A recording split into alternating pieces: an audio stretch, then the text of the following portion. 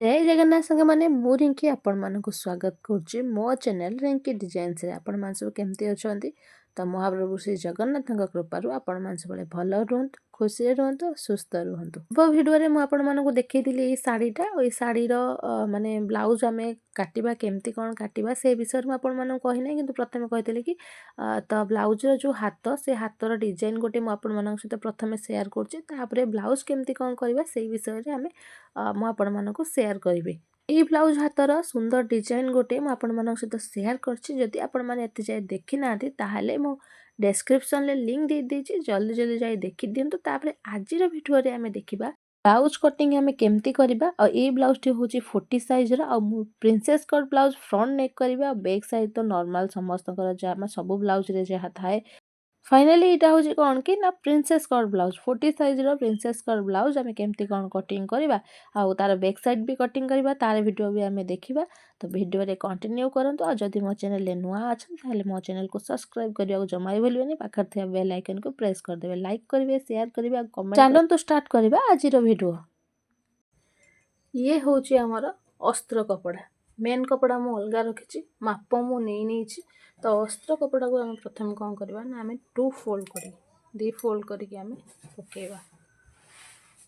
प्रथमे हमें back side मान पछ साइड कटिंग करबा ताहापरे हमें फ्रंट साइड कटिंग करबा। प्रथमे हमें बैक साइड कटिंग करबा। तो प्रथमे हमें कौन करना लंबर माप नबा लंब हमें केते नबा तो लंब हमें मेजरमेंट हिसाब नहीं परिबा मु एठी नेछि 15.5 इंच माने 15 इंच आ हाफ नेछि।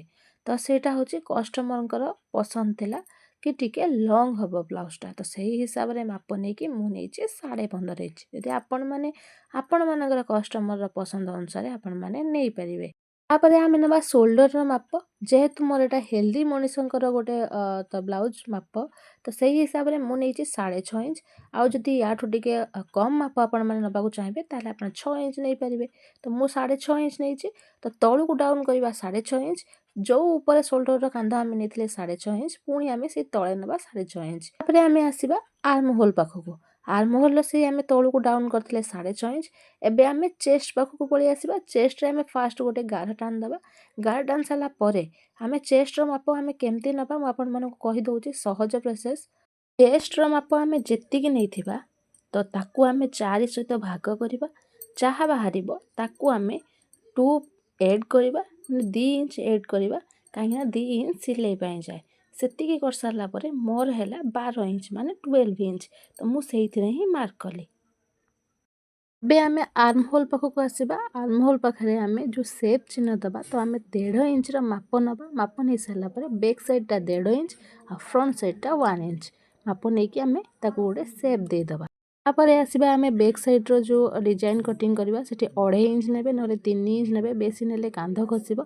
तो तापरे आमे कोन करबा ना जो शोल्डर नेथले माप सेठी हाफ इंच डाउन करके गोटे गार सहित मार्क कर दबा जेमिति भाबे मु करछि एमिति हेले कांध जमा में हमर खसिबोनी। शेष को आमे नबा वेस्ट रो साइज नबा वेस्ट साइज रो सेमती तो वेस्ट माने कमर कमर रो माप नपा पई हमको सूत्र होछि। तो कमर रो माप आमे जेत्ती कि नैथिबा तार 3 भाग रो गोटे भाग प्लस 2 इंच हैला सिलाई पई सेत्ती कि दे सारला परे आमे गार टान दबा।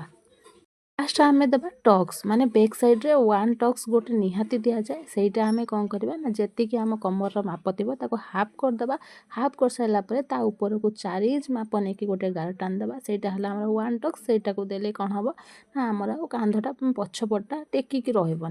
एबे हमर बैक साइड रो सब किछि माप आमे देई देले चिन्ह तापरे आमे एको कटिंग करबा। आपण माने बुझी पाले कि नहीं मते कमेंट करी निहाती कहबे कारण हम बहुत सहज उपाय रे आपण मानको बतै देले। एबे चलंतु कटिंग कर दबा तो कटिंग कर साला परे तापरे हमें फ्रंट साइड कटिंग करबा। भिडियोटा को जमा भी स्किप करिवेनी कारण आपण माने स्किप कले जमा भी बुझी पारिबेनी तापरे मते आ दोष देबेनी। बैक साइड काट साला परे एबे पळे आसीबा फ्रंट साइड पाखको सेई अस्त्र पाखको माने बैक साइड रो कटिंग हेई साला परे सेई बैक साइड रो अस्त्र को आमे फ्रंट साइड ऊपर पके दबा काहेना माप तो एका ना तो पके साला परे आमे ताको चौक रे चिन्ह दे दबा।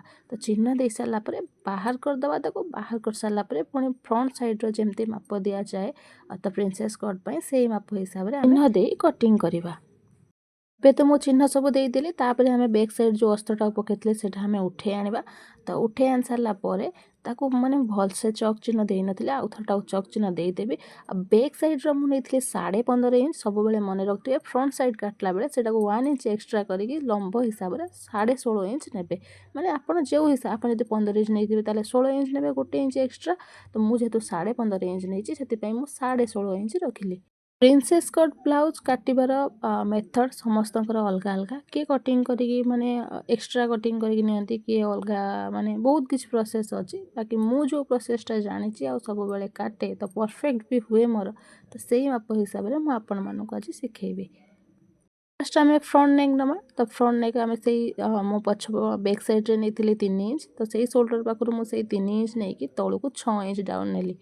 ତ 6 ଇଞ୍ଚ ନେଖା କାହିଁକି ନେଲି, ତ 5.5 ଇଞ୍ଚ ନେଇପାରିବେ, 6 ଇଞ୍ଚ ନେଇପାରିବେ। ଯେଉଁମାନଙ୍କର ଡିପ୍ ନେକ୍ ଥିବ ସେମାନେ 6 ଇଞ୍ଚ ନେବେ, ଯେଉଁମାନଙ୍କର ମାନେ ଯେତିକି ନେକ୍ ରହିବା କଥା ସେମିତି ରହିବ ତ ସେଇଟା 5.5 ଇଞ୍ଚ ନେବେ, ନହେଲେ 5 ଇଞ୍ଚ ନେବେ। ତ ତାପରେ ମୁଁ କ'ଣ କଲି ନା, ମୁଁ କହିଥିଲି ଆର୍ମ ହୋଲ୍ ଯେଉଁ ଆମେ ସେପ୍ ଦେବା, ତ ସେଇଟା ମୁଁ ବ୍ୟାକ୍ ସାଇଡ଼୍ରେ 1.5 ଇଞ୍ଚ ନେଇଥିଲି। ତ ଫ୍ରଣ୍ଟ ସାଇଡ଼୍ରେ ଆମେ ଏଟାକୁ 1 ଇଞ୍ଚ ନେବା, ଟିକେ ତଳକୁ କରିକି ନେବା। ତ ସେଇଟା ମୁଁ ସେପ୍ ଦେଇଦେଲି ଆଉ ଟିକେ ଭଲସେ ହେଇଯିବ ବୋଲି। ତାପରେ ଏବେ ଆସିବା ଲାଷ୍ଟ ଆଡ଼ୁ, ମାନେ 16 ଇଞ୍ଚ ଆମେ ଯେଠି ନେଇଥିଲା। ଆଉ ତାପରେ ଆମେ ଫ୍ରଣ୍ଟ ସାଇଡ଼୍ରେ ଯେମିତି ଚାହିଁବା ସେମିତି ସେପ୍ ଦେଇପାରିବା। ଆଉ ମୁଁ ଗୋଲ୍ ସେପ୍ ଦେଇଛି, ଆପଣମାନେ ଚାହିଁଲେ ଡିଜାଇନ୍ କରିପାରିବେ, ଯାହା ବି କରିପାରିବେ, କିଛି ପ୍ରୋବ୍ଲେମ୍ ନାହିଁ। ତ ଏବେ ପଳେଇ ଆସିବା ଲାଷ୍ଟକୁ। ଲାଷ୍ଟରୁ ମୁଁ କ'ଣ କଲି ନା, ତଳ ଆଡ଼ୁ 3.5 ଇଞ୍ଚ ଦେଲି। ତାପରେ ଉପରକୁ ମାର୍କ କଲି 4 ଇଞ୍ଚ, ସେଇଠି ଗୋଟେ ସିଧା ଗାର ଟାଣିଦେଲି। ତାପରେ ଏପଟରୁ ଉପରେ ଆର୍ମ ହୋଲ୍ ଆଡ଼ୁ ମୁଁ ମାପ କରିକି ସୋଲ୍ଡର ପାଖରୁ ନେଇ ଆସିଲି 5.8 ଇଞ୍ଚ। ତ ସେଇଠି ଗୋଟେ ମାର୍କ କରିସାରିଲା ପରେ ଫାର୍ଷ୍ଟ ଆମେ ତାକୁ ଗାର ଟାଣିଦେବା, ତାପରେ ଆମେ ତାକୁ ସେପ୍ ଦେବା। ମୁଁ ଫାର୍ଷ୍ଟ ଗାର ଟାଣିଦେଲି, ତାପରେ ମୋତେ ସେପ୍ ଦେବା ପାଇଁ ସୁବିଧା ହେବ। ମୁଁ ଏଇଟା ଆପଣମାନଙ୍କୁ ଦେଖିବା ପାଇଁ କଲି, ମୁଁ ନହେଲେ ସାଙ୍ଗେ ସାଙ୍ଗେ ସେଇଟାକୁ ଦେଇପାରିଥାନ୍ତି। ଏଇଟା ଗୋଟେ ସେପ୍ ହେଇଗଲା। ତ ଅଲରେଡ଼ି ମୋର ପ୍ରିନ୍ସେସ୍ କଟ୍ ବ୍ଲାଉଜ୍ର ମାପଟା ମୁଁ ଦେଇଦେଲି ଆପଣଙ୍କୁ। ଏଇଟା ସବୁଠାରୁ ହେଲା ସହଜ ପ୍ରୋସେସ୍। ୟାର ଆହୁରି ବହୁତ ପ୍ରୋସେସ୍ ଅଛି। ତ ସିଲେଇ କଲାବେଳେ ମୁଁ ଆପଣମାନଙ୍କୁ ଦେଖେଇବି କେମିତି କ'ଣ ସିଲେଇ କରିବେ। ଏବେ ଆମେ ତାକୁ କ'ଣ କରିବା ନା, ସବୁ କଟିଂ କରିଦେବା। ତ କେତେ ସହଜ ଦେଖିଲେ ତ ପ୍ରିନ୍ସେସ୍ କଟ୍ ବ୍ଲାଉଜ୍ କି ବ୍ଲାଉଜ୍ କଟିଂ କରିବାର ଫୁଲ୍ ପ୍ରୋସେସ୍ ମୁଁ ଆପଣମାନଙ୍କୁ ଅତି ସହଜରେ ଦେଲି। ତ ଆପଣମାନେ ଯେଉଁମାନେ ସିଲେଇ ନ ଶିଖିଛନ୍ତି, ଏମିତି ଖାଲି ଡବଲ୍ ସିଲେଇ ଶିଖିଛନ୍ତି, ସେମାନେ ବି ଚାହିଁଲେ ଏଇ କଟିଂଟାକୁ କରିପାରିବେ, ଆରାମସେ କରିପାରିବେ, କିଛି ବି ପ୍ରୋବ୍ଲେମ୍ ହେବନି। ଏବେ ଆମେ ଆମର ଅସ୍ତ୍ର କଟିଂ ସରିଗଲା। ଏବେ ଆମେ କପଡ଼ା ଉପରେ ଡାଇରେକ୍ଟ ପକେଇକି ମାନେ କଟିଂ କରିବା। ଯେହେତୁ କପଡ଼ା ଆମର ବ୍ୟାକ୍ ସାଇଡ଼୍ ଡିଜାଇନ୍ ଦେଇଛି, ତ ମୁଁ କ'ଣ କଲି ନା, ପ୍ରଥମେ ମାନେ ଅସ୍ତ୍ରଟାକୁ ପକେଇଥିଲି, ତା ଉପରେ ମୁଁ କପଡ଼ାଟାକୁ ପକେଇଲି। ଯେହେତୁ କପଡ଼ା ଟିକେ ତ ଏ ଶାଢ଼ୀଟାକୁ ଏବେ କହୁଛନ୍ତି କ'ଣ ଅର୍ଗେଞ୍ଜା ଶାଢ଼ୀ ବୋଲି, ମାନେ ଯେଉଁଟାକି ବହୁତ ପତଳା। ତ ସେଥିପାଇଁ ଆମକୁ ସୁବିଧା ହେବ। ତ ମୁଁ ମାନେ ବ୍ୟାକ୍ ସାଇଡ଼୍ରୁ ପକେଇଦେଲି ଅସ୍ତ୍ରଟା, ତା ଉପରେ କପଡ଼ା ପକେଇ କଟିଂ କରିବି। ଯେହେତୁ ବ୍ୟାକ୍ ସାଇଡ଼୍ର ଡିଜାଇନ୍ଟା ଦେଇଛି, ତ ତାକୁ ମୁଁ ତାର ଯେଉଁ ଗୋଟେ ଫୁଲ ଭଳି ଦେଇଛି ସେଇଟା ମଝିରେ ରହିବ। ତ ସେମିତି ହିସାବରେ ମଝିରେ ରଖିକି ତାପରେ ଆମେ ତାକୁ କପଡ଼ାଟାକୁ ପକେଇବା। ଆଉ ସବୁବେଳେ ମନେ ରଖିଥିବେ, ଅସ୍ତ୍ର ପୁରା ଭଲସେ ସାଇଜ୍ର କଟାଯିବ, କିନ୍ତୁ କପଡ଼ା ତାଠାରୁ 1 ଇଞ୍ଚ ଏକ୍ସଟ୍ରା ନେବେ। ଏଇଥିପାଇଁ କି ଆମେ ସିଲେଇ କରିସାରିଲା ପରେ ଯାହା ବଳି ପଡ଼ିବ ଆମେ ତାକୁ କାଟିପାରିବା, କିନ୍ତୁ ଅସ୍ତ୍ରକୁ କିଛି ବି ଏପଟ ସେପଟ କରିହେବନି। ଯାହା ଆମେ ସେମିତି କାଟିବା ସେମିତି ହିଁ ରହିବ। ସେଥିପାଇଁ ଯେଉଁମାନେ ନୂଆ ସିଲେଇ ଶିଖୁଛନ୍ତି, ତ ସେମାନେ କ'ଣ କରିବେ ନା, ଟିକେ ଏକ୍ସଟ୍ରା କପଡ଼ା କାଟିଥିଲେ ନା, ତ ଆମର ଅସ୍ତ୍ର ଜଏନ୍ କରିସାରିଲା ପରେ ଆମେ ତାକୁ ଆରାମସେ କାଟି ଦେଇପାରିବା, କିଛି ପ୍ରୋବ୍ଲେମ୍ ହେବନି। ତ ମୁଁ ସେମିତି କରିକି କାଟି ନେଲି ବ୍ୟାକ୍ ସାଇଡ଼୍। ତାପରେ ଆମେ କାଟିବା ଏବେ ଫ୍ରଣ୍ଟ ସାଇଡ଼୍ କପଡ଼ା। ଯେହେତୁ ବ୍ଲାଉଜ୍ ପିସ୍ କପଡ଼ାରେ ଆମର ଡିଜାଇନ୍ ଅଛି, ସେ ଡିଜାଇନ୍ କେବଳ ହାତ ପାଇଁ ଦେଇଥିଲା, ବ୍ୟାକ୍ ସାଇଡ଼୍ ପାଇଁ ଦେଇଥିଲା। ସେଗୁଡ଼ା କାଟି ସାରିଲା ପରେ ବାକି ବଳକା କପଡ଼ାକୁ ଆମେ କ'ଣ କରିବା ନା, ତାକୁ ଠିକ୍ ଠାକ୍ କରିକି ରଖିବା। ତ ତା ଉପରେ ଆମେ ଅସ୍ତ୍ର ପକେଇକି ଫ୍ରଣ୍ଟ ସାଇଡ଼୍ କଟିଂ କରିବା। ଆପଣମାନେ ମାନେ ଯେଉଁ ଭଲ ଲାଗିବ, ଯେମିତି କ'ଣ କେଉଁ ସାଇଜ୍ର ପକେଇକି ରଖିଲେ କଟିଂ କରିହେବ, ସେମିତି ଭାବେ ପକେଇକି କଟିଂ କରିବେ। ମୋତେ ଯେମିତି ସୁବିଧା ହେଲା ମୁଁ ସେମିତି ଦେଖିକି ପକେଇ ଦେଇକି ତାକୁ କଟିଂ କରିଥିଲି। ଫାର୍ଷ୍ଟ ଆମେ 4 ସାଇଡ଼୍ କଟିଂ କରିଦେବା, ତାପରେ ଯେଉଁ ଚିହ୍ନ ଗୁଡ଼ା ଦେଇଛି ସେଣ୍ଟର ଜାଗା, ତା ଉପରେ ଆମେ ତାକୁ ପକେଇକି ଦେଖିକି କଟିଂ କରିବା। ଆଉ ଦେଖିକି କଟିଂ କରିବେ, କପଡ଼ା ଟିକେ ଛାଡ଼ିକି କଟିଂ କରିବେ, ସବୁବେଳେ କହିଛି। ମୁଁ ଯେ ଏଇ ଭିଡ଼ିଓଟା କଲି ପ୍ରିନ୍ସେସ୍ କଟ୍ ବ୍ଲାଉଜ୍ର କଟିଂ ଆଉ ମାନେ କଟିଂ ଭିଡ଼ିଓ, ୟା ପରେ ଆମେ ଦେଖିବା ଷ୍ଟିଚିଂ ଭିଡ଼ିଓ। ତ କଟିଂ ଭିଡ଼ିଓ ଆପଣମାନେ ବୁଝିପାରିଲେ କି ନାହିଁ କମେଣ୍ଟ କରି ମୋତେ ନିହାତି କହିବେ। ଆଉ କିଛି ଭଲ ଉପାୟ ଯଦି ଆପଣମାନେ ଜାଣିଥିବେ ତାହେଲେ ମୋତେ ନିଶ୍ଚିତ ସେୟାର କରିବେ ମୋ ସହିତ। ତ ଏବେ ମୁଁ କ'ଣ କଲି ନା, ଯେଉଁ ଚିହ୍ନ ମୁଁ ଦେଇଥିଲି ସେ ଚିହ୍ନରେ ସବୁ କାଟିଦେଲି। ଯେହେତୁ ଆମର ଏଇଟା ପ୍ରିନ୍ସେସ୍ କଟ୍ର ଆଗ ହୁକ ହେବ, ସେଥିପାଇଁ କ'ଣ କରିବା ନା, ତାର ବେକଟାକୁ, ମାନେ ତାର ଯେଉଁ ଫ୍ରଣ୍ଟ ସାଇଡ଼୍ ମାନେ ଯେଉଁ ବେକ ନେକ୍ଟାକୁ ହେବ, ସେଇ ନେକ୍ଟାକୁ ଆମେ କାଟିଦେଲେ।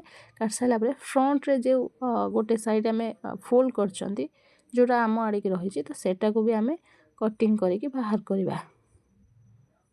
ଆଉ ସେଇ ଜାଗାରେ ହିଁ ସିଲେଇ କରିସାରିଲା ପରେ ଆମର ହୁକ୍ ଲାଗିବ, ତା ସହିତ ମାନେ ହୁକ୍ ପଟି ବି ଲାଗିବ।